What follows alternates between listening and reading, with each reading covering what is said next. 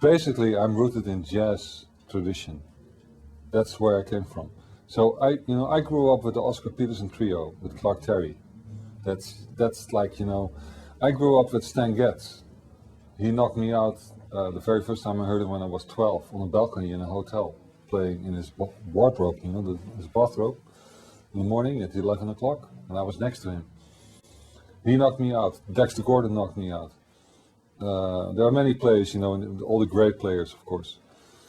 But on top of that, after you manage to control jazz tradition, you have to be aware, I didn't grow up in New York. I'm not black, I'm not an American. I'm Dutch, I'm from Amsterdam. So you have to be honest about your roots. And I started thinking about like the American songbook, which is like the basic repertoire that you use as a jazz musician. And I thought, well, what happened to the European songbook? So I got into all the songs that, were popular when I was 14, 15. So that was like Blondie, ABBA, The Police, all these groups that basically wrote great songs, but well, production-wise, it might be very corny at sometimes. But and I thought, well, this is my American songbook. It's my European songbook. So we recorded it with this trio with Tony and Joost, and we entitled it Star Tracks.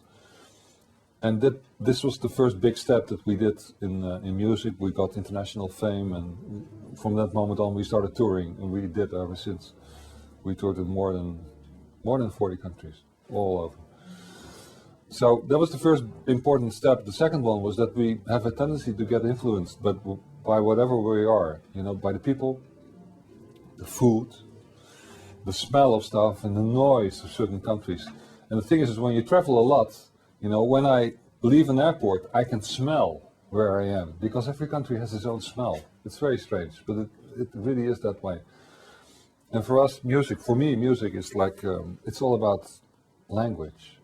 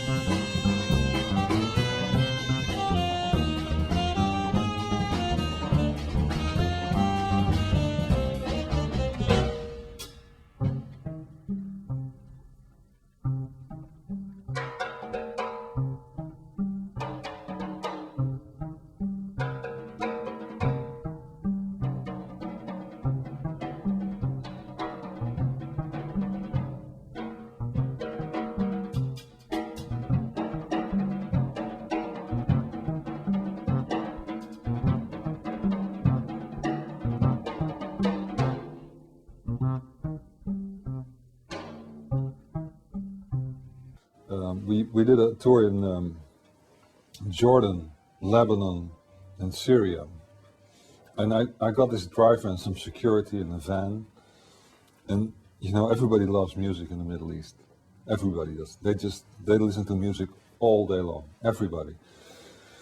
And it's like in the first 5-6 days, you just get annoyed by it. Because, they don't have chords, they don't have harmony. They have all these floating tunings, microtones and stuff. But then after a week, my ear just popped open, and it felt so deep. And so it's, one of the very few music that I really get emotional about is Arab music. They can play me into tears. And that's because it's so close to blues. It's the same thing, it's about blues, it's about being homesick, it's about feeling sad, it's about being hurt and not respected, it's about lost love, whatever. All these beautiful things, and you can really hear it and feel it. And also, if you travel the Arab world intensively, you get more aware of the fact that it's, we owe them everything.